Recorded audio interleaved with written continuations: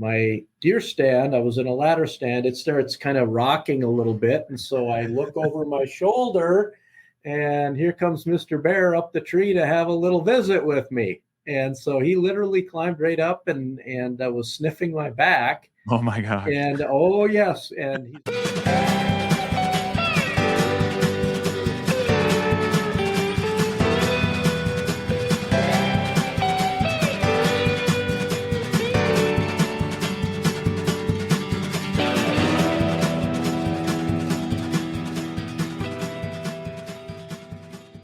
all the way from Duluth Pack, the man, the myth, the legend himself, Tom Sega. Now, Tom Sega's got a podcast himself, so make sure to check out his podcast, Leader of the Pack.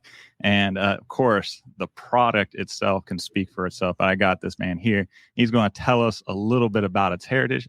And what's most interesting, this man walks the walk and talks the talk. And that's what we like to have on here. People who actually enjoy the experiences of camping and outdoor adventure and express that through various different ways. So, Mr. Sega, thank you so much for giving us some of your time to come on here and talk to us. Sean, I'm really excited, and thank you for having me. Prior to getting on here, you and I were talking a little bit, and we both love the outdoors so much, like your listeners do as well. I just got off yesterday the Gunflint Trail, which is literally, it ends at Canada. The leaves are absolutely beautiful out here right now. We hit it perfect on weather when we were just up there, because you know what? In another week up here in northern Minnesota, it could look very white. So the opportunity I've had going up to Minnesota was actually as a scout. There's a high adventure base up there called Northern Tier. And as a young scout, I had the opportunity to go up there with the Order of the Arrow, and it literally changed my life. And it was the first time I ever seen a loon. And I know a lot of people don't like loons. They find them annoying or whatever, but the call of the loon just haunts me to this day in the most beautiful way. There's so much beauty up in that area where you live, man. Like, you were living the dream. Is there anywhere, any sound, maybe is a better word, that you can fall to sleep to than the loons calling on a lake in the summer? You're out in a tent and out in the bush, and there's a little bit of breeze, and the loons, it doesn't get any better than that. And you must have, if you were canoeing, you probably used Duluth packs when you were up at Northern Tier, because that's what they use. We did, man, for sure. It carried everything from our food, from our camping gear, the wet socks, all of it. And and it always stayed dry too. And we went through some serious downpours. It was a 2-week trip, and we had no problems with the durability of your packs. Well, that's good to hear. And you know what? That's part of our core values. So, you know what? It needs to last for a long, long time. It doesn't matter how much weight you put in those things. Yes, sir. So can you tell us a bit about yourself and your personal connection to the outdoors and camping? I grew up in northern Minnesota up here, and it's we're the land of 10,000 lakes. So you talk about the Boundary Waters canoe area, the Quetico Park in Ontario, outdoors as a hunter, as a fisherman, and just loving to be in God's wonderful outdoors is just been part of my personal ethos my whole life. Grew up in it with a family that we were outdoorsy. My dad did all those types of things and really introduced me to it. And I took it probably to a whole new level than he did, and just fell in love with being outdoors and everything to do with it. And it's my happy place. It's where, business, as and so many people out there know, that our day-to-day lives get really hectic, and being outside can be that getaway, that place that you just release and you're in your own thoughts and nothing else matters at that moment. So I use it as an escape, but an escape that, boy, I can't wait to get there. And as soon as I'm on my way home from wherever I am, I can't wait to get back. Hey, man, are you familiar with a guy named Horace Kephart? Absolutely. In fact, we were talking earlier, and Dave Canterbury, and Dave writes in some of his books about Horace. And back in the late 1800s, early 1900s, Horace Kephart talks about our packs.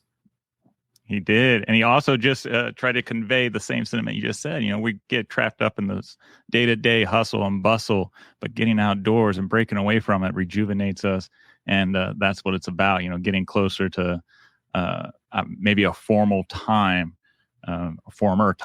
when man was a little bit closer to nature and just recharging your batteries, Absolutely. And it's therapeutic. I mean, I don't care. We live in a place up here where, for 6 to 7 months a year, we can have some pretty tough weather. I mean, we get way below zero here. We have snowstorms, we have blizzards, but you adapt, and people go, oh, how can you live there? It's like, no, how can't we live here? Because we get 4 seasons that are an absolute slap in the face. I mean, when they happen, they happen. And it's not just, oh, you have a week of this. No, we get very distinctive different seasons here.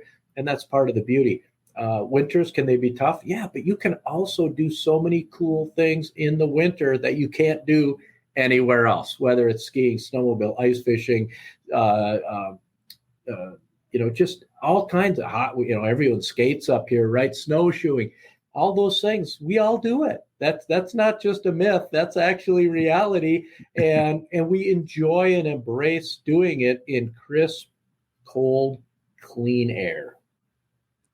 You alluded earlier that your family was very outdoorsy. Can you relate some of those experiences that sparked your interest?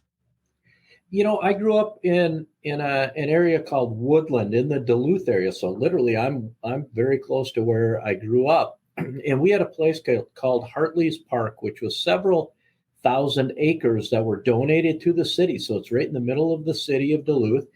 And back in my day, this is way before cell phones and all that. We would pack a tent, throw a sleeping bag on our back, a little bit of food. Mom would help us pack some food, and it's like, see you in a few days. And we'd walk on down to Hartley Park, and I'll tell you, we'd catch little brook trout, and we'd be sticking a stick in them, gutting them, and then cooking them and picking the meat out, and just learn to do really cool stuff like that. Had encounters with bears. We had encounters with deer.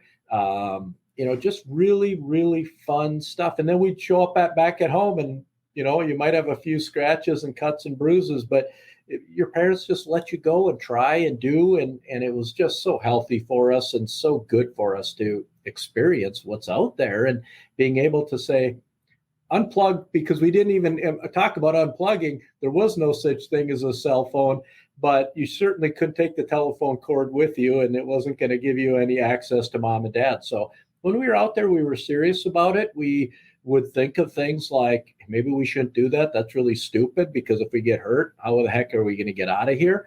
And we'd think those things through. And I think it's just so wonderful to be in that type of environment. And I wish everyone's kids had an opportunity to experience some of those things that we did that didn't take a device or technology. Now you kind of broke into my next question. What are some of your most memorable camping or outdoor adventures that you've been on?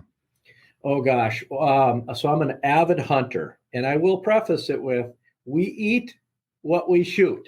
Mm-hmm. And so, you know what, these animals, these deer, oh my gosh, we eat a lot of deer. And I can tell you there's no chemicals in these deer and all these other things that you get if we're going to go to the grocery store. My memorable ones, I've been very blessed. I've been able to do a lot of hunting and fishing from the Yukon and Alaska to Western United States, to Southern United States, to other parts of Canada, other than just the Yukon, many of the provinces. And a memorable one is when I'm bow hunting in Manitoba, and my deer stand, I was in a ladder stand, it starts kind of rocking a little bit. And so I look over my shoulder, and here comes Mr. Bear up the tree to have a little visit with me. And so he literally climbed right up and was sniffing my back. Oh my gosh. And oh yes. And he's actually, that bear is actually mounted in our store now, in our brick and mortar retail store. It is actually a very cool looking bear, because it was a cinnamon bear, but pure auburn color with 2 raccoon eyes, and it had a full white blaze on its chest. But it was just very curious, climbed up, was sniffing my back, lost interest in me, walked out in front of me. I grabbed my bow and arrow, and away we go. So that's pretty memorable when you do have a bear climb up in the stand with you. And, you in Canada, you can't have a sidearm with you when you're bow hunting. So that's against the law. So it was my buck knife and my bow and arrow, and that was it. And me and the bear.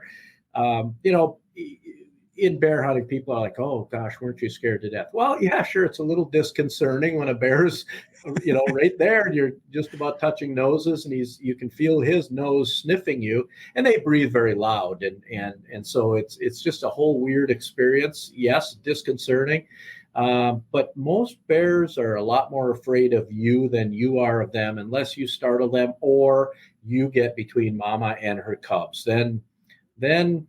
Then that's pretty bad chicken, is what I'd always say. You get between mom and her cubs. And so, when I'd be doing something like that, I would always bring some rocks in my pocket.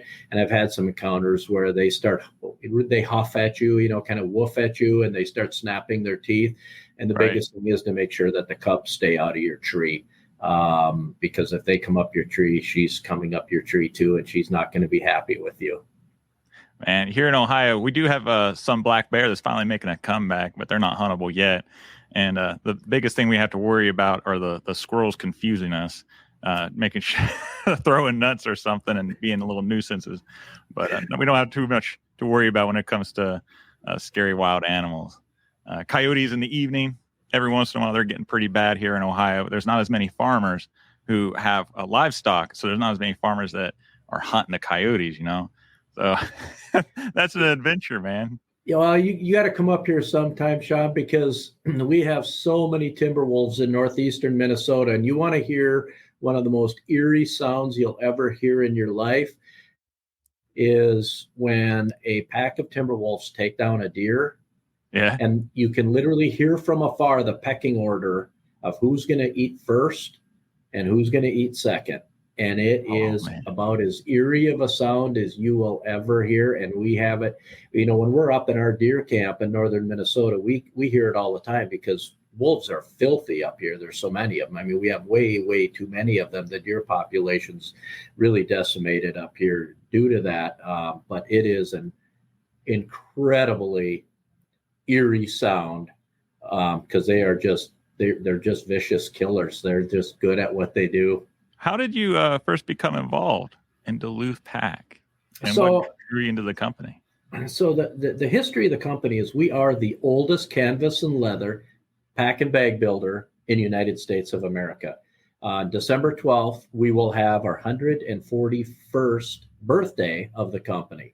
So definitely old, a storied, a French-Canadian named Camille Poirier came down to the States, ended up in Duluth because at one point Duluth was per capita the wealthiest city in the United States of America. It was because of the timber trade, the iron ore trade, the rail trade, and the shipping trade with Lake Superior right here. And everybody, all the magnates and all of the company owners lived here, right here in Duluth. So Camille Poirier was commissioned in 1882 to build this bag. He was a shoemaker, and that's why he came here. But he was commissioned to build a bag for the timber cruisers, really, which were civil engineers, to get more and more rail track from northeastern Minnesota down to Duluth to get the timber and the iron ore here. And so he was commissioned to make it, and that's really our starting date. He patented the original tump line on the pack, which we were talking earlier at Boy Scouts. You carried our packs. You probably had one of the tump lines on your forehead. I always like to say where the tump line goes where my hairline used to be. and it really makes it a comfortable way to carry bags. That's what the Voyagers did years ago. So anyway, that's what founded the company. And then they started making other bags and went through, we're older than the automobile. We're older than sliced bread. We're older than World War I and World War II. So the company made it through all those bumpy times, the Great Depression.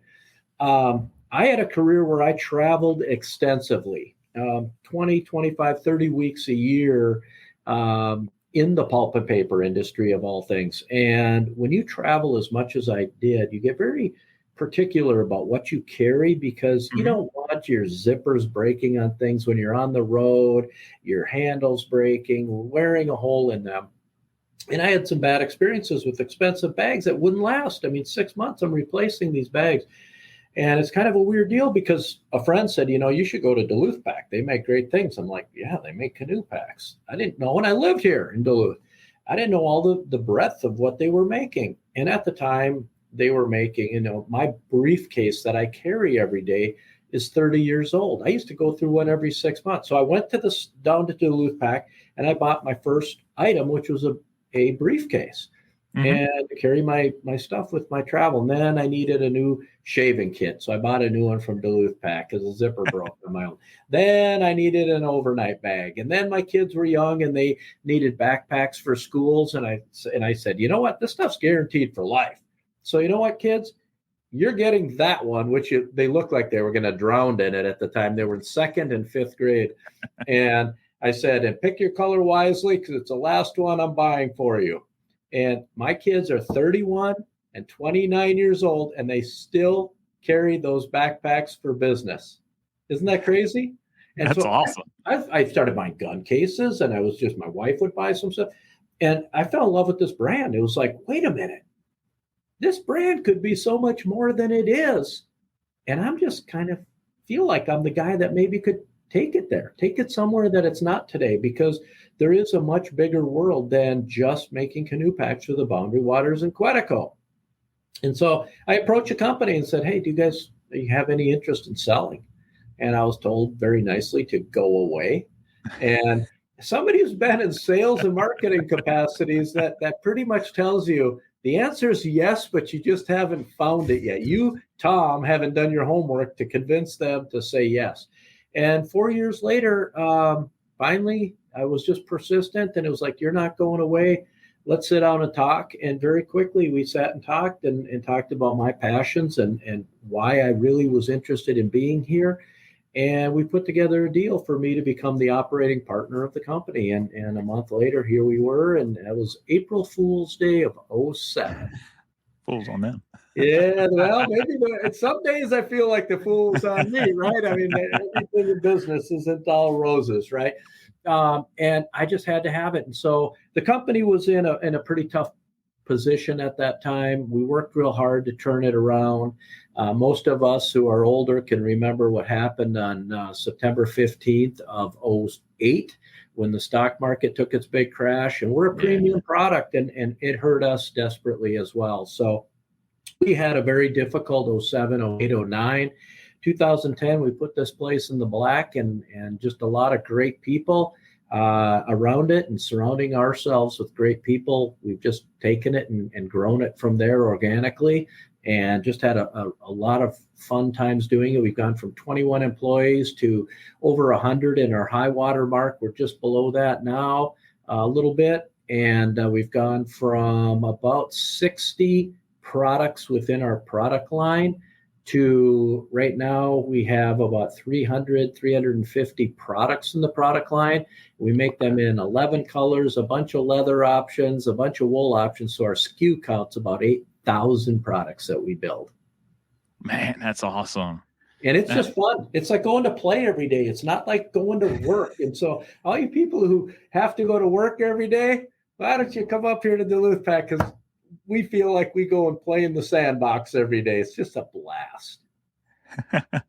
Now, from your personal experience, it sounds like with your own family, even you would go to like the big box store and you get these things to use in your day to day. But then you found like Duluth Pack and you fell in love with it, its durability and everything. And then you start passing it on to your kids, those stupid throwaway packs that you get at Walmart or whatever. You're like, no, here you go. And like you said, your kids are adults now and they still use those same packs. It's crazy. And now they're junkies of it. It's crazy. They love it. And that's what we do find is that once somebody buys one of our products, they'll come back an average of 6 times. We have data that tells us that. And that just tells us the loyalty that, wait a minute, I invested. And that's what I always tell customers. When you're buying American made, whether it's our brand or any other American made items, you are investing in Americans making it, and Americans actually care desperately about quality, that what they're putting out, what they're making is quality.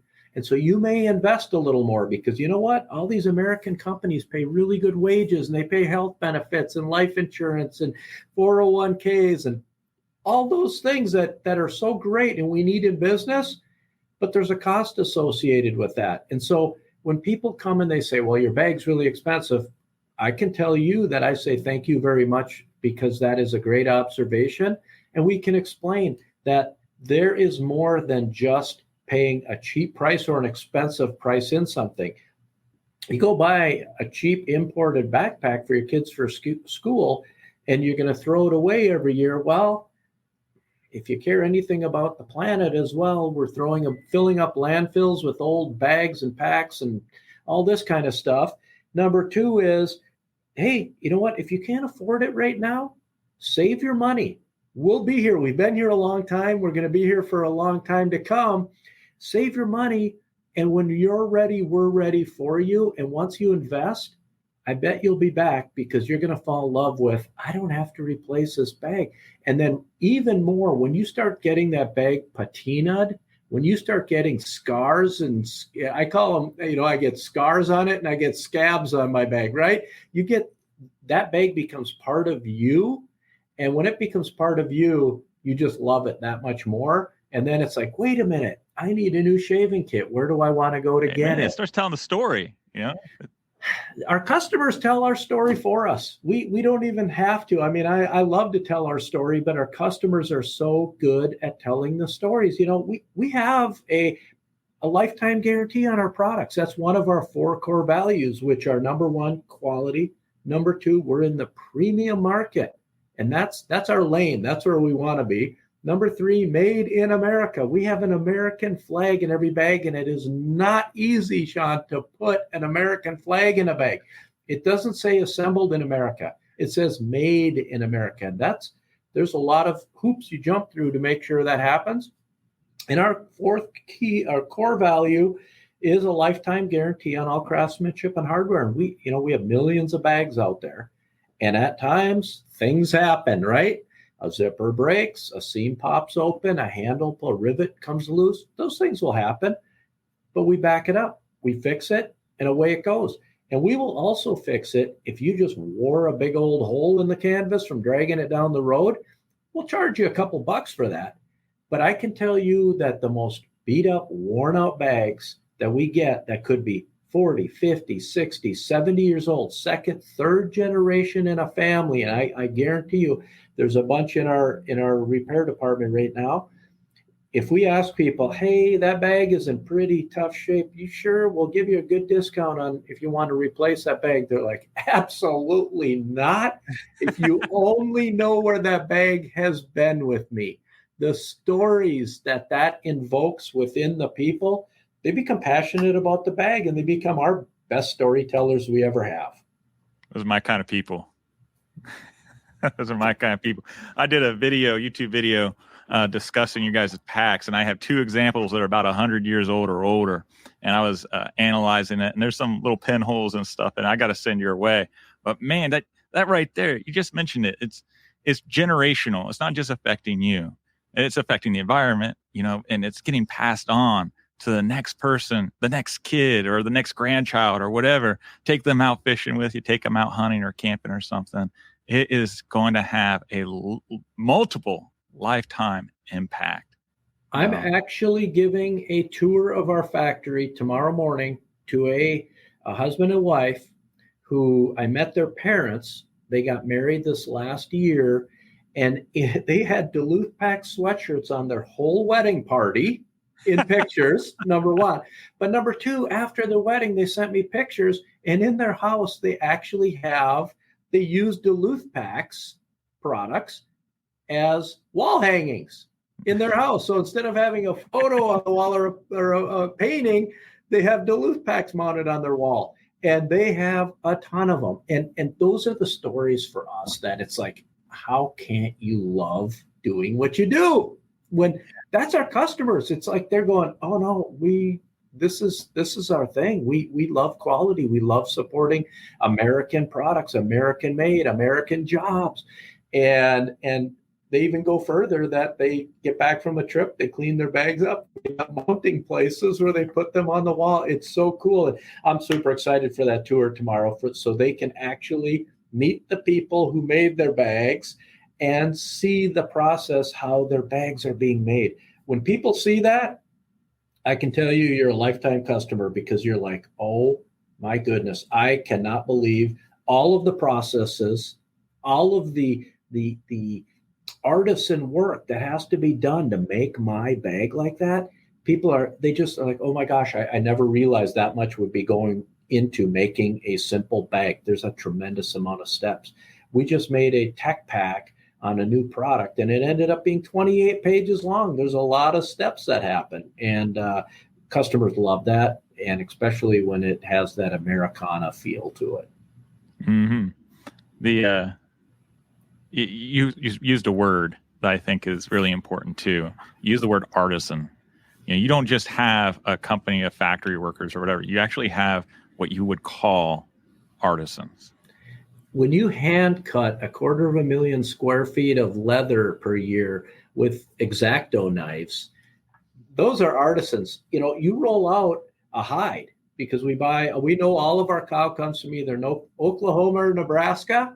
Our buffalo hide comes from North Dakota or Montana. It's all tanned in Wisconsin. And then we buy it by the side. So we buy half a cow or half a buffalo. And then we have patterns, and they hand trace the patterns and then hand cut the patterns. You talk about artisan work. These are people putting their skill sets directly into that bag. Sewing a bag. Some of the corners in a bag could have 6, 7, 8, 9 layers of canvas and leather in a corner. This is not easy when you have 2 pockets coming together in the bottom of a bag with a canvas insert and a leather bottom, and you got to get it around that corner. And then here's the crazy other thing that most of us forget about, and they remind me all the time when I come up with what they'll call cockamamie ideas for a new bag, is they go, Tom, how do you expect us to make that? Don't forget, we have to make all these bags inside out. And we all forget about that. And I'm around it all the time, and I'm like, hey, can we do this? And they're like, how do you expect us to do that? And it's like, I don't know. You're the professionals. You make the magic happen. Exactly. Do your magic. So it's really cool. And someday we do, Sean, have to get you up here for a tour. I think you would just find it priceless. I look forward to that, sir. Thank you for the invitation. So how would you describe your role in the company? How would you describe it day to day?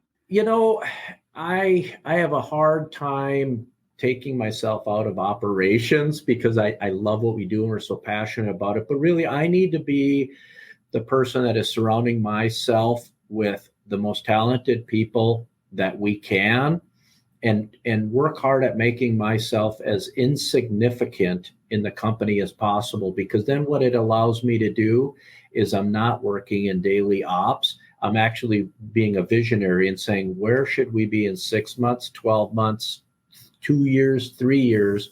And more importantly than that, how are we going to get there? And, we all just came through this crazy pandemic, and, we were affected just like anyone else. We had to close our doors, and certain people will never shop brick and mortar again. So, we have one flagship store that we own that does very well for us, but you know what? Times have changed, and the number of people that walk through the door is down compared to what it was in 2017, 18, 19. Some people will just never go and shop brick and mortar again. And so how do we shift our core of what we're doing more to wholesale or to web business? And how do we make that happen? And we're in the process of making sure all of that happens. And secondly, how can we hire and train the production folks? Because cut and sew trades went overseas between 20 and 30 years ago. Mm-hmm. Most of it's not coming back. And so much of that skill set was lost. And as some of our older people retire within the company, we have to have all of our own training programs involved. We can't hire people that are experienced in industrial sewing.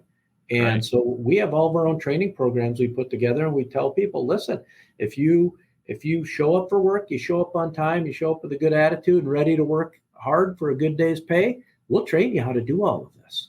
And we have all of our internal training programs. So that's what we're doing from a struggling standpoint of making sure that we can ramp up the way that we need to as we grow as a company and the brand gets bigger.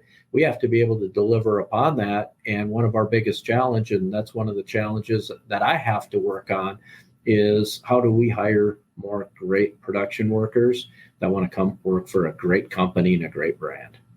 Yeah, it's a treasure. We certainly don't want to lose it to anything. Your vision, I think, will go a long way. I watched an interview that you did, and I wish I remember.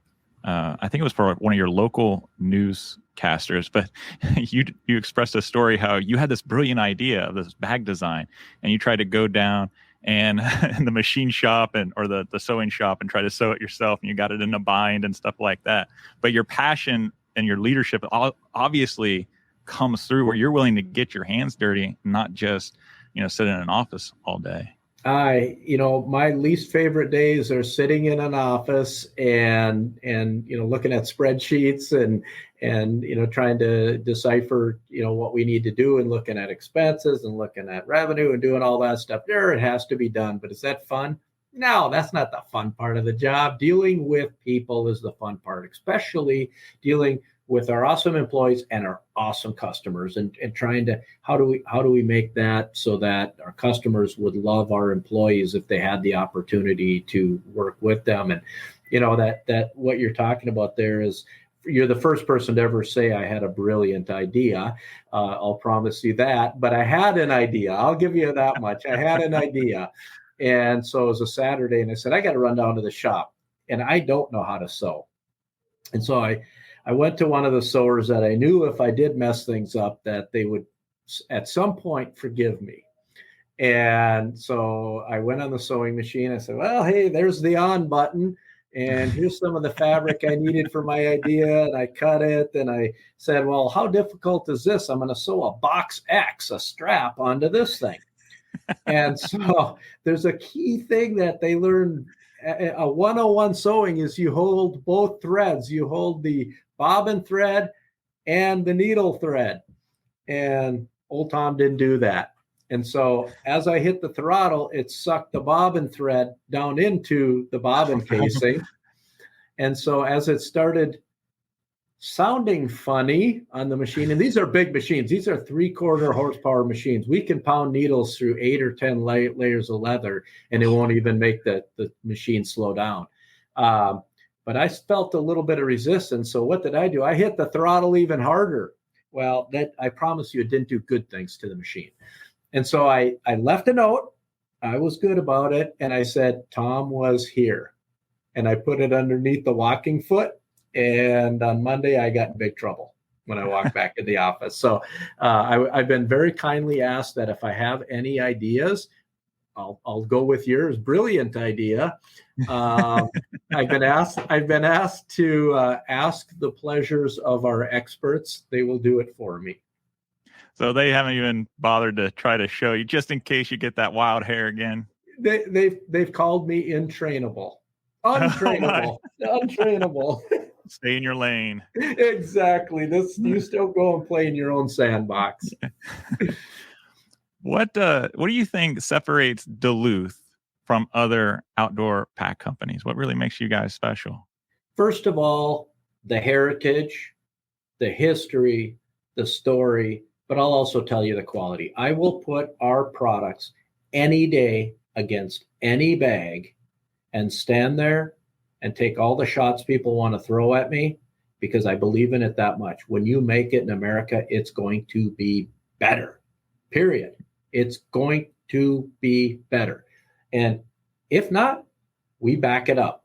And most other things that are not made here are not backed up with a lifetime guarantee. And we are.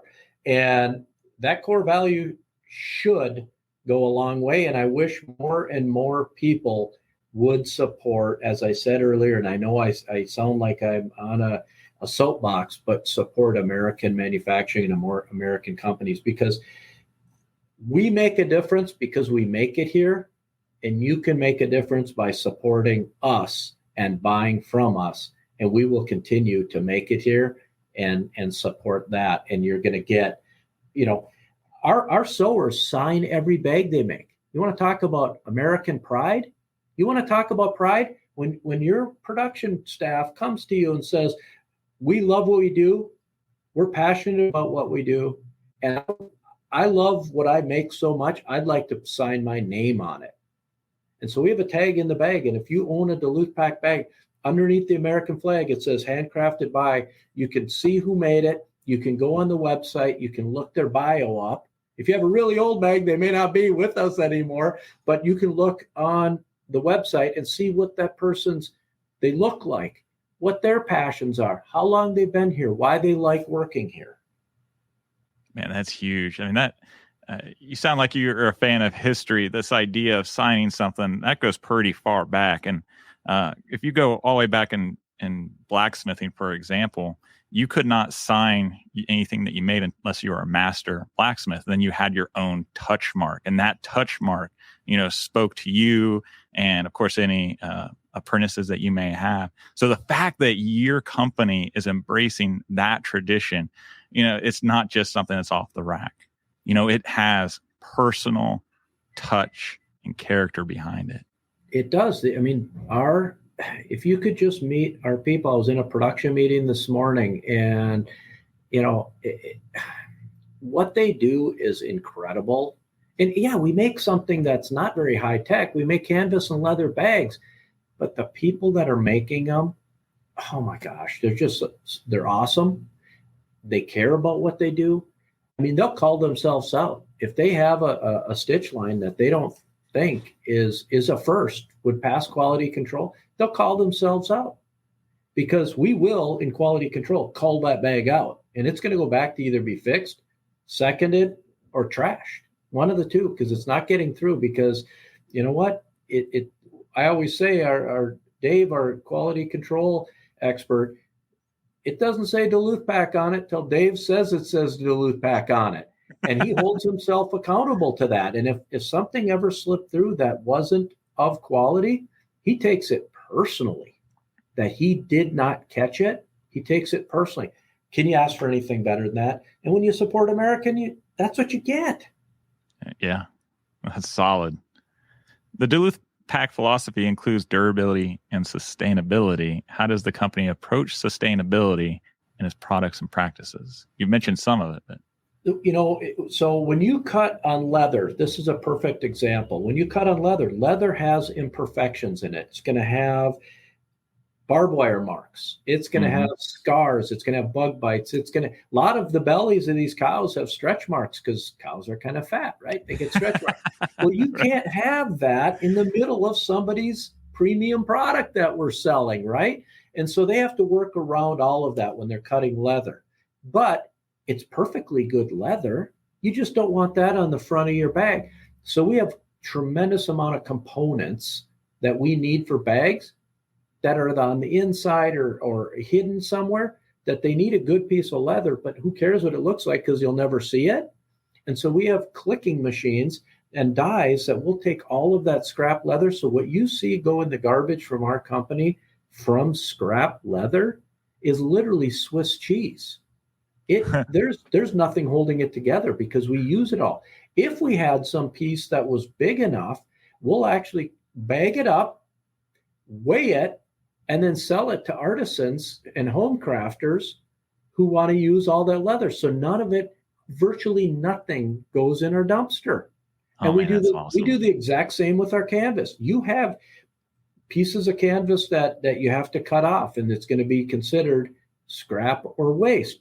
Well, we have 3 types of wax canvas. And the wax in the canvas, or a lot of people will know it as oil skin, is paraffin wax. Well, guess what paraffin wax does really well? It lights on fire. And so campers, we cut it, some of our wax canvas waste into fire starters, put a rivet through them, and sell them. So we've made value out of something that years ago could have been going in the dumpster. And then anything that is remaining beyond that, if we can't make a small bag out of it, we will then bundle it up and sell it to artisans. So you can go dumpster diving in our dumpsters, and you might find trash, but you're not going to find leather and canvas, because we find a way to be as sustainable as we possibly can. And, you think about it, and some people don't like the idea that we use leather, but they have to also remember that for ages and ages, the meat industry is there. That's just a byproduct of the meat industry. And sure. Most of this country is not going to stop eating meat. And so they're going to keep in the slaughterhouses killing cows. And there's going to be hides. Well, those used to just go fill landfills in the past. And so by making bags and making value and making products out of them, we're just using something that used to go in the landfill. So we're taking it really a step further and making value out of something that years ago was just considered a waste product. Yeah. Where do you see Duluth Pack headed in the next decade in terms of product innovation and possible expansion? Innovation, what we have to do is keep listening to we always say the smartest people that we know, and that's our customers. And that's how we've gone from, like 60 products in our product line to 350 products, is by just listening. And they're saying, hey, I own this and I own this. If you made that and that and that, I'd buy it. And so we have a prototype committee, and we're about 2 years out on new designs. We actually launched a brand new one this week. It's a waxed heritage bison leather. And I need another duffel like I need a hole in the head. I will be buying one of our new duffels. I might have to get rid of one. My wife might be on my case there, but I have to have one of these new ones. They're so stinking cool looking. It looks like an old worn out saddle. The leather does. You got to go on our website. It's just launched this week. It's so cool. But what we need to do is listen to our customers. We have a prototype committee that has managers from every department in the company. We meet every other week, and we have things in the pipeline that have been there for 2 years, 1 year, 6 months, and some things that'll go into the pipeline next week when we have our meeting on Tuesday. And we will keep that going, and we'll keep launching new products as long as customers continue to support us and our brand. Can you give an example of a product that's come from a trend or a customer, like listening to your customers? The one that we launched this week is a perfect example of it. Really? Is absolutely. And that was, people loved the original bison leather we had. And they said, well, I bought 5 or 6 of your items in bison leather. And if you had another cool bison leather, I'd buy some more products. So when you hear that enough times, it's like, it's okay to start venturing there and looking at launching something new. So that came from customers, not from us. Another perfect example was, we launched this fall. We've been asked for years, could you launch a retro heritage style upland game vest for upland game hunters? Oh, cool. and I'm going to give a little shout out to a great customer of ours, and it's Shields, who has some of the coolest outdoor stores you could ever go in on the planet Earth. Other than, I hate to say it, Shields, the Duluth Pack store. But they said, hey, listen, we want to work with you, and we love your chaps. We make upland game chaps. We love them. They're out of wax khaki canvas. They're just the best. We made the zippers all the way to the top. Listened to them when we helped design them with them, and they killed it with it. And so they're like, hey, we want to move to the next step, and could you make a retro vest? And so we did, and we've hit it out of the park with it. We have sold so many, and that's coming from their customers telling them, and then a big wholesale customer of ours telling us, as well as over the years, customers saying, could you make an upland game vest? And we're like, we're not in the garment market. People expect, even a vest being kind of toward the garments, that, people expect them at imported prices. And we're not going to be there. Our upland game vest is $225. Well, people have proved that there's a big market out there, the people who will buy that retro looking, high quality upland game vest that's going to be dragged through the marshes and the brush and the briars. And guess what? It's not going to tear. It's not going to snag. It's not going to do all of those things. In fact, with our chaps that we launched a few years ago, we have several South Dakota pheasant guides and chucker and quail guides that have said, I go through a couple pair a year and I can't wear these out. So how's that important for a testament? Yeah. You got to be able to rely on your gear when you need it most, like if a zipper breaks, like you said, but even more so when you're out in the field, whether it's, 10 acres away from your car or whatever, if something breaks on it, man, that's end your day. That could possibly end your day. Man, there's only so much time, to stay out in the woods. Exactly. Stay out in the marshes. And we pay a lot of money for, our shotgun or our shotgun case. And so to have that vest, you're going to have it for life. We used to make, and I'm bringing it up actually next Tuesday at our prototype meeting, because we're making more and more fly fishing gear, fly wallets and a few other things, some small tackle boxes and whatnot. And years ago, over 20 years ago, the company stopped making a fly fishing vest. And people have been asking ever since. And I literally had a guy on the phone the other day, and he said, well, can we just FaceTime? I want to show you. I'm packing to go to BC right now because I'm leaving on a flight tomorrow from this area, and I'm taking your vest. And I know about 100 guys who said they will buy one in a minute if you make a fly vest. And so we maybe I'm giving something away here, but next spring we may see a fly fishing vest coming out. Oh man, that's cool. And again, customers. It's all about customers. Now, the company has a strong online presence. How has e-commerce influenced the company's growth and outreach? Because I think that probably ties into what you just talked about a little bit. It really does, because, that's an infinite store. We have a brick and mortar store, and we have, I think last I heard it was like 16,000 SKUs in the store. Well, that's it. But our website, we could have 16 million SKUs on there if we wanted. First of all, it's a showcase for all of our products, but then we also sell other high quality outdoor brands on our website. And so our website has really, it can be infinite. We keep adding more products to it and working with other high quality vendors to really get our reach as far as we can, because I'll be honest, selfishly, if you buy a product that we sell on our website that we didn't make, and I'm talking about, it could be a canoeing or a kayaking life vest, let's say a PDF. There's a good chance that that's a first-time customer to our company. And now we're able to showcase to you the products we make that we're so passionate about, and we will be marketing to you.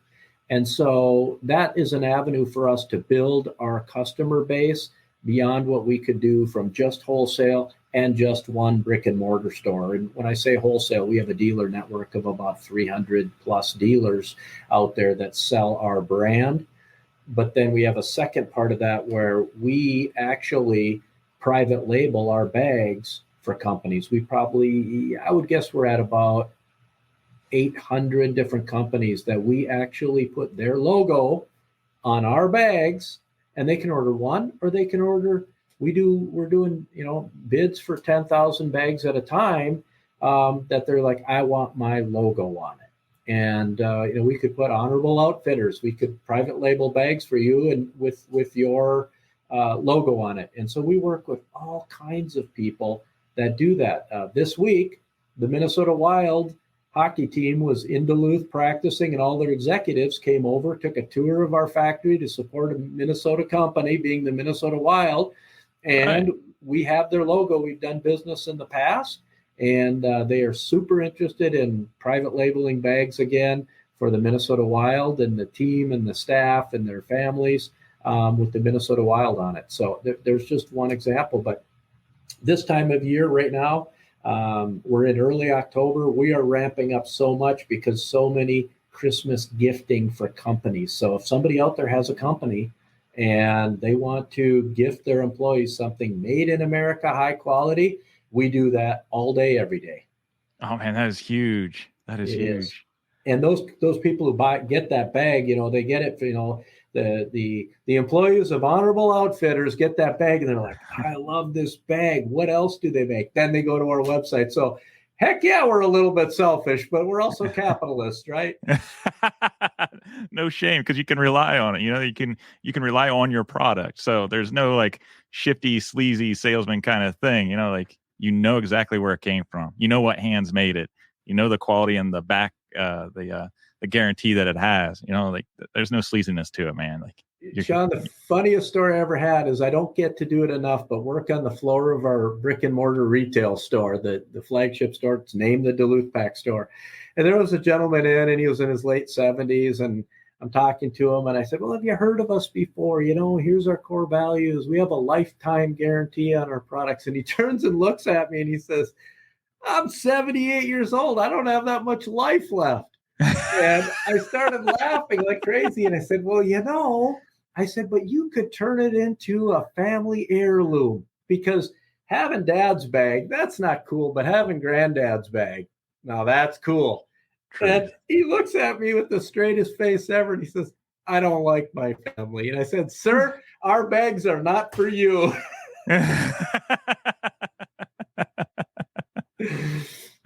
That's rich.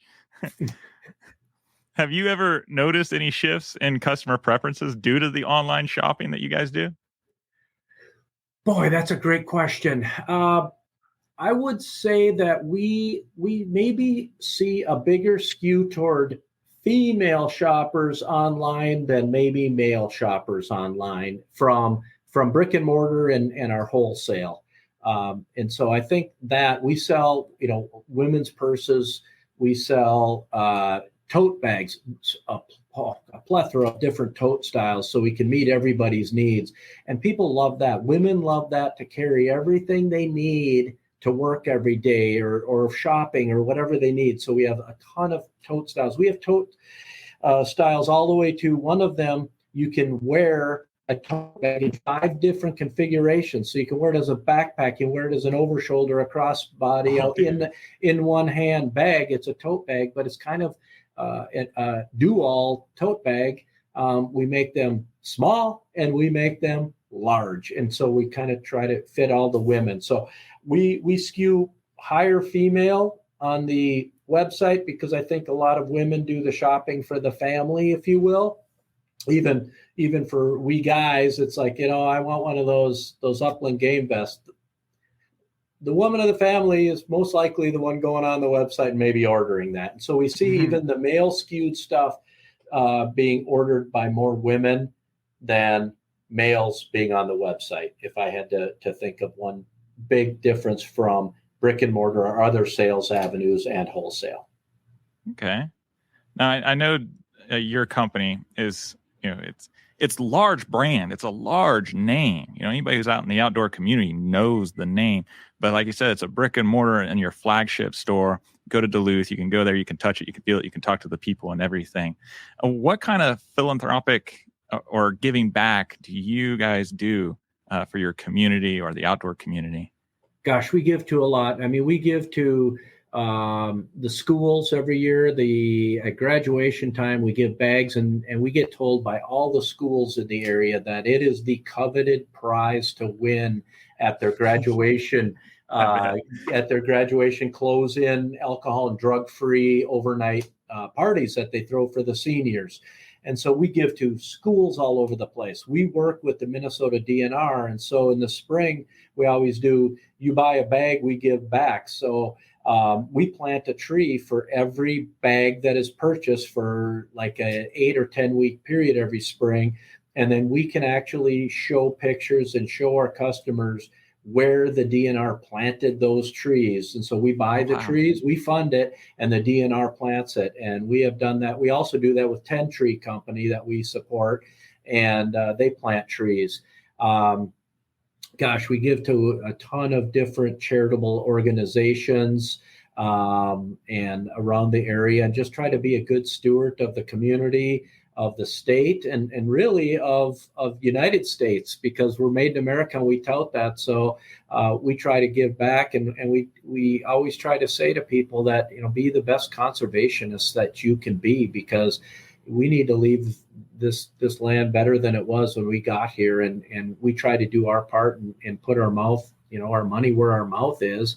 And if we're going to talk about it, try to help out with it. We have donated bags to what's called the Superior Hiking Trail. It's one of the longest hiking trails. And we actually adopted for several years sections of the Superior Hiking Trail. And then it was our job to go there twice a year with our crew and make sure everything is cleared. So we're just using hand saws and clearing any down trees, making sure there's it's safe, making sure that there's no garbage, cleaning up the campsites, making sure everything is nice and pristine, and give back in that way as well. So we don't do it with money, but sometimes we'll do it with labor. In the fall, we've donated a lot of labor many years to Bentleyville, which is, I believe, is the largest lighting display in the United States. And it's right out our back door here in Duluth. It's called Bentleyville.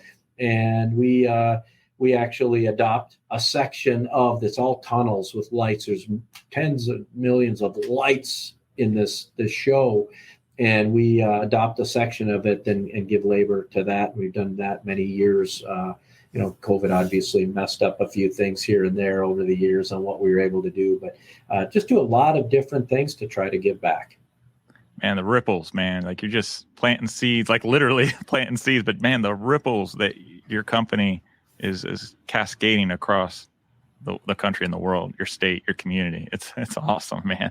Yeah. It's a tough deal because you can't give to everything. Mm-hmm.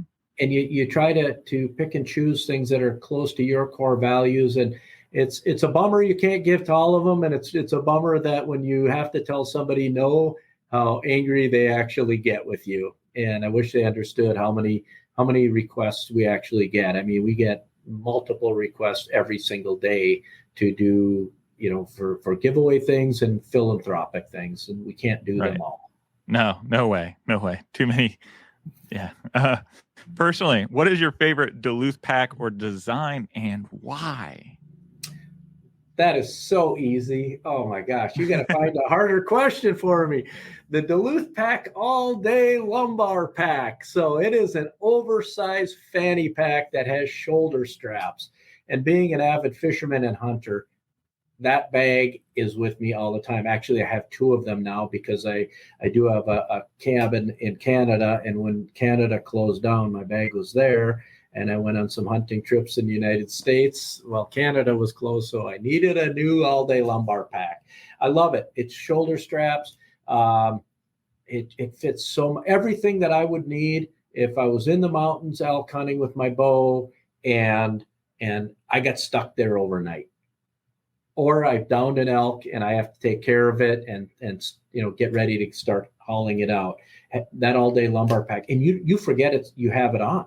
It's so comfortable, you forget you have it on. The one negative that we get from this, and once I've talked to customers and a lot of times customer service will say, "Hey, Tom, there's a question about the all-day lumbar pack." Send them my way.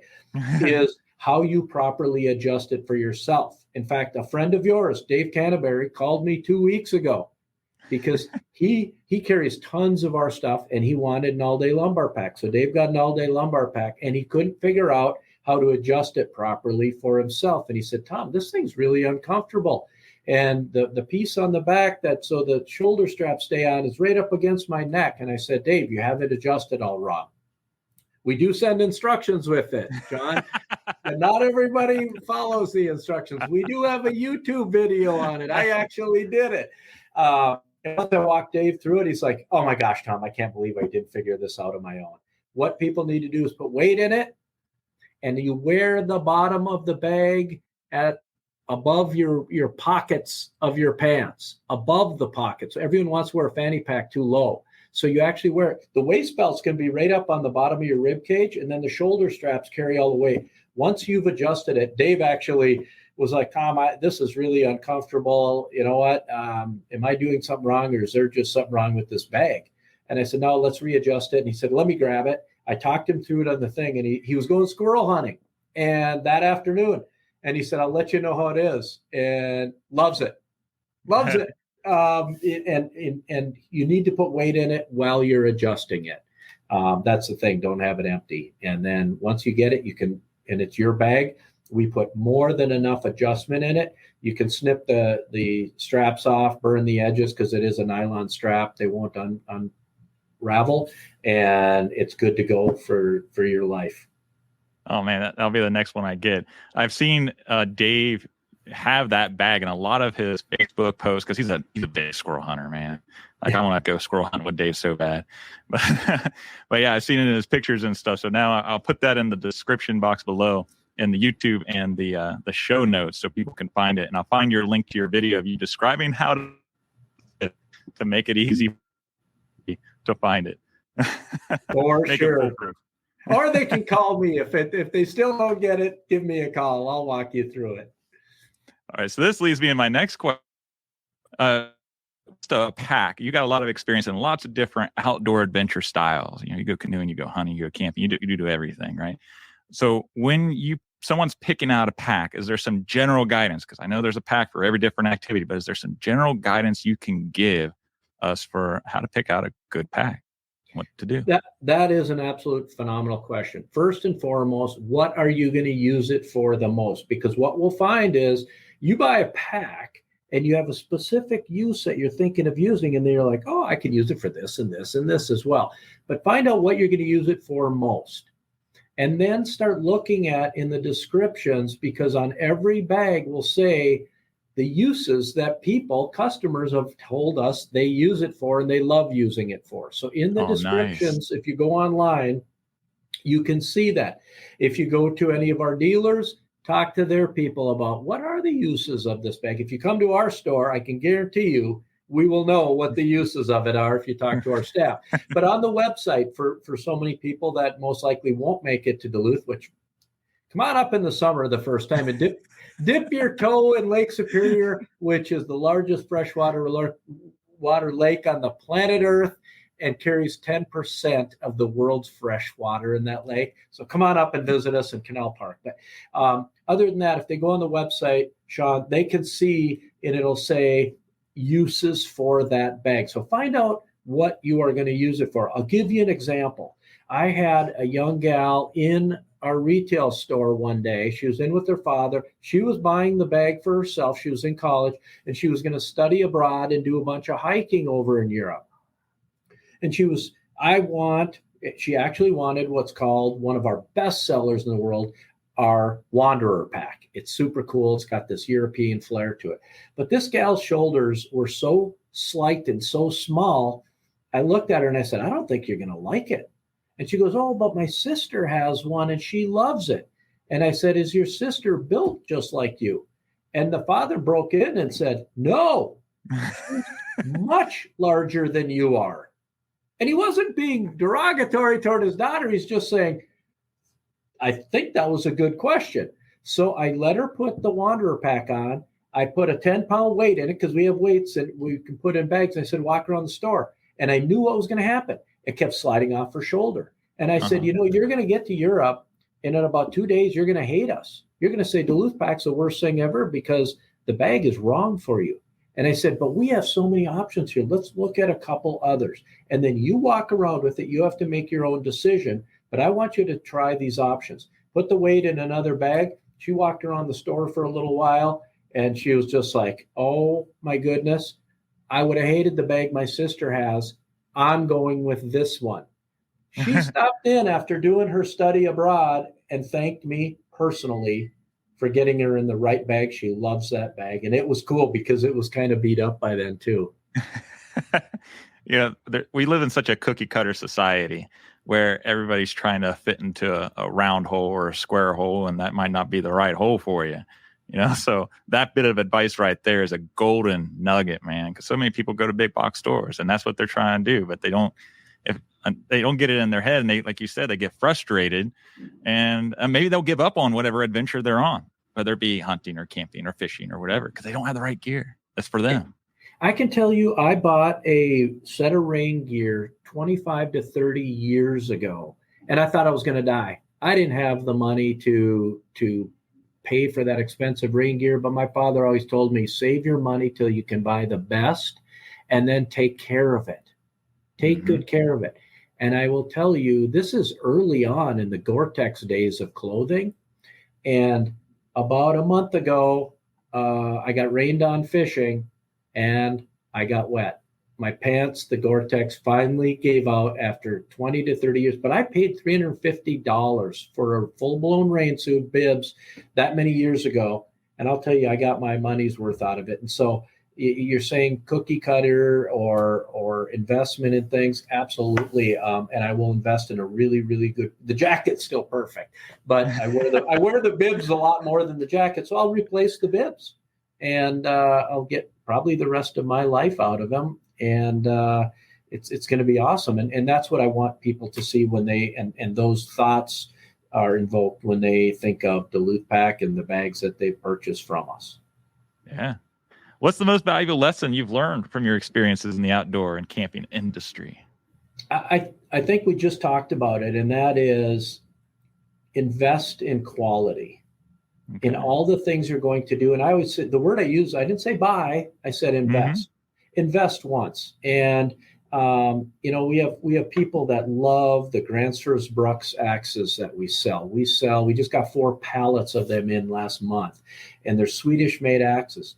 And, you can buy a $15, $20 axe at the local hardware store. You can buy a piece of art that will be the perfect axe the rest of your life, and buy a Graniteware Brooks or a Halsbrooks, they're both made in Sweden, axe, but you're going to pay $185, $200, $225, $250 for an axe, but it is, oh my gosh, it's a piece of art, the artisan work that goes in it. So invest in quality. It doesn't matter what you're getting, invest in quality, and then take care of it and be proud of it and carry it for a long time. And if you can't afford it right now, then don't buy it right now. Save up for it and I would say buy the last one first. Amen. Amen. And that's some advice I could give to people, because I know we're in the premium market and people, so first thing, your stuff's expensive. Well, is it really? Because I paid $178 for a briefcase 30 years ago. Let's do the math. It's actually the cheapest briefcase I've ever owned. And your gear lasts, man. Like I said, I got my 2 Duluth bags, and they're over 100 years old, and you can still take them out in the woods. That's a testament, man. What else can you do that with? There's nothing. You can't even find 100-year-old tents and take out in the woods. Bags get a heck of a lot more beat up than tents do. And the tent you're in right now, that doesn't look 100 years old. So that one's got a few years to go. Right. Do you have any advice for individuals looking to start their own outdoor gear or adventure related business? I'd like to joke about it and say, don't do it. No, you know what? You have to do what you're passionate about every day. I will tell you that it's tough. If anyone thinks that business is easy and that, business owners or business leaders are just out there getting fat, dumb, and happy, you are going to, if you get into business for yourself, you will be sacrificing more than any employee you ever have. You'll take all the risk. And when the chips are down, you're going to be the one at work. You're going to be the one grinding it out. It's all going to fall on your shoulders. The accountability, all you can do is point the finger at yourself. You have to get it out of your mind that you're going to have excuses. There's no such things in business as excuses, only solutions. And you know what? Even if it's the wrong solution, at least you're trying to fix the problem and not just making excuses for it. Because business owners, business leaders, that's what you do. You're a problem solver. You don't get to do all the fun stuff. I mean, my days when I get to go on our brick and mortar store and work as a sales associate, those are my best of days. Those are the days I love. But as the leader, you don't get that. You're problem solving, and you are making and I'm not trying to make it all grim. I love being in business. I own 2 outdoor businesses and I love it, but you also better be ready for the challenge, you better be ready for the sacrifice, because you will sacrifice more than anyone else in the company every day. Is there some experience or education that you had that helped prepare you for your role? I was, and not my degree, because my degree's in technical, but being a manager when I was working in the pulp and paper industry on the supply side. So I started as a salesperson, which is the best title on the planet Earth, sales representative. It doesn't get any better than that. But once I became management, then you had to manage budgets. And the foundation of every business is really accounting practices, right? And so anyone going into business, if you have a great idea or you're going to buy a business, you need to understand the foundation first. We all say building a house, you can build a great house, but if it's on a bad foundation, it's a bad house. Make sure you understand the foundation of business. And you cannot be afraid to say, hey, we're here to make profit. Profit is not a bad word. Profit's a very good word, especially in the United States of America, because what do we do with our profit? We reinvest it in our people and our companies. And so you can't do it for the good, out of just the goodness of your heart. Say, I'm going to go in business because I love this. And if we make money, great. If we don't, we don't. That's a recipe for disaster. You have to be in it to win it. You have to be in it to make profit. And that's why you're there. And then you expand and you reinvest in people, and you reinvest in technology, and you reinvest in equipment to do what you're doing. And whether it's you went and bought an outdoor brick and mortar store, or you started your own podcast, or you start manufacturing it, you have to love what you do. You have to be willing to sacrifice, and you have to understand the core of a business, or the foundation of a business.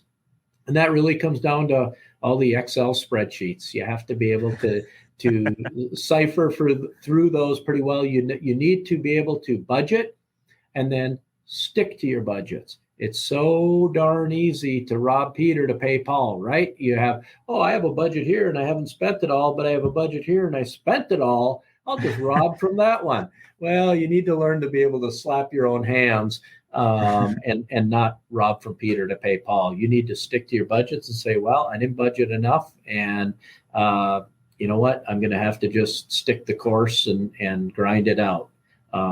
If you find something that's really, really working well and making you a tremendous amount of money, there's no reason you can't go to the bank and say, I need more money. And if you can prove to them on paper, because you have that good foundation of accounting practices in place, the bank's going to say yes, because guess what?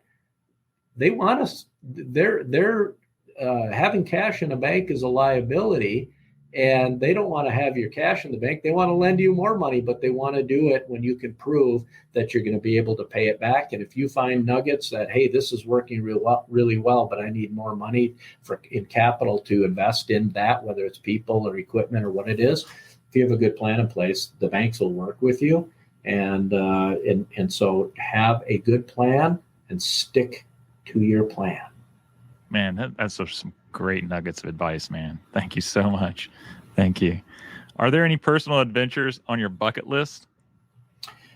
The biggest personal adventure that I have that I want to do, my wife has been an absolute peach. She's let me do so many things in the outdoors with her, but also without her, because she's not a hunter. That I need to work on her bucket list is my first bucket list the rest of my life, and work on that. But a personal one that I would love to do before I get too old is I want to go back to the Yukon, and I want to shoot a giant Yukon moose. Nice. And you'll have your bag on your back too. I guarantee you I will have my bag on my back, because there's going to be a lot of hauling. We make a bag called the Mountain Bow Pack and the Mountain Rifle Pack, and you can also pack a lot of moose meat in that. So that would be on my back. That's cool. So finally, what message would you like to convey to the listeners of our podcast who share a love for the outdoors and camping? Make time for that love. Give back to that love, and that is the outdoors. And you know what? It may not be just opening your wallet and giving money, but go and do something. Go help clean the Superior hiking trail, or put up a new bridge on it, or just give back some way to it, because it gives so much to us that a day, a year of giving of your time to something that you love so much, or you and your family giving to it, go do it. And it could be cleaning a park.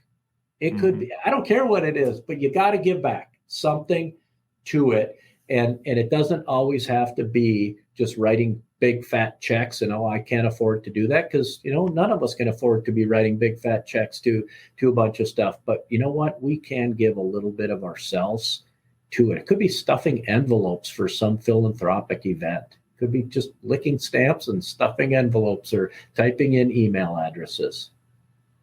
And that says a lot about your character and your values, sir. Thank you for that answer. That was beautiful. So we got to make this earth better than we got it, because there was a time in this earth that people thought they could just trash everything and the earth would take care of itself and all of that. And I get it. I mean, you know what? I still drive gasoline vehicles and diesel vehicles and stuff like that. But get back to what you love doing and make it better than what it was. And I think right now that, the air and the water and everything is cleaner than it was 30, 40, 50 years ago. Yeah. It's definitely on the upswing. Thank God. So is there any specials that's coming out for Duluth? Any promotions that you'd like to talk about? Any new gear? You already mentioned the one bison gear that you want to get people excited about. So I won't give out exact things, but I'll give teasers. Because if I gave out exact things on what are coming up for Christmas time this year, marketing would throw me out a window. I promise you that. I would say follow us on social media, subscribe to our email, because you'll get those blasts. We do not spam the heck out of you if you get our stuff. We do a lot of content, but we won't spam you until Christmas. And then it is our duty to make sure your inbox is full, just like every other person that sells goods and services out there. But we have some really cool things coming out for Christmas. We will have some deals coming out. The other thing I will say is, if you are thinking of shopping at Duluth Pack, I'll guarantee you, we will not make everything that's ordered this year. Our brand has become a pretty good thing. I wish we could hire more production workers. And so we will be sold out. Our distribution center we'll be able to go and dust the shelves toward the end of the year. If you must have it for Christmas, order early. And October 15th, it's full-blown Christmas around this place. And shopping, the pendulum is swinging. It's not people waiting till the end of December. It just keeps moving, the pendulum swinging. And by the end of October, I mean, it's Katie bar the door around here. So if you must have something before Christmas, order early, or it may be out of stock. But I will also tell people, people need to learn, the Amazon effect is, I ordered it today, thus I must have wanted it yesterday. Right. If you really care about quality and supporting American workers, if it's on back order for a few weeks, wait, because guess what? The person you're giving it to or buying it for yourself, that couple weeks you waited for it, you will carry that bag of whatever type it is the rest of your life. So a couple weeks is pretty small sacrifice for carrying high quality, supporting American manufacturing for the rest of your life. Yeah, just put a little card in there. It's on its way. Yeah, not an IOU, but it's on its way. Just have patience. We actually do that. Really? We have cards and we have pictures of the product, or we will take a snapshot of the product and email it to people and say, your handcrafted product is being built for you and the expected date of shipping is.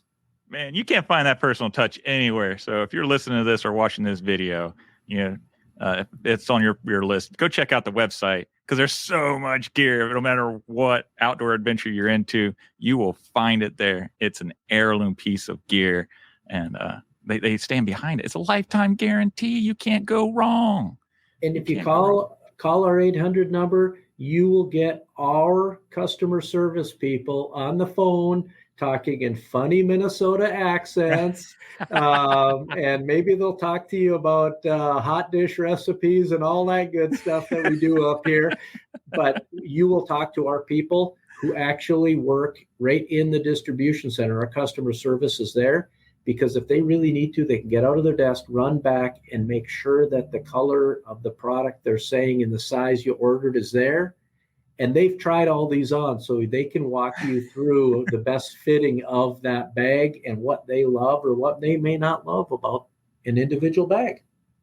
Can't find that at Walmart, man. All right. So your podcast is Leader of the Pack. You guys do have a YouTube channel. Are there any specific handles that you want to throw out for your Instagram or anything else? All of our handles are at Duluth Pack, DULUTHPACK, and our website is duluthpack.com. Pretty easy.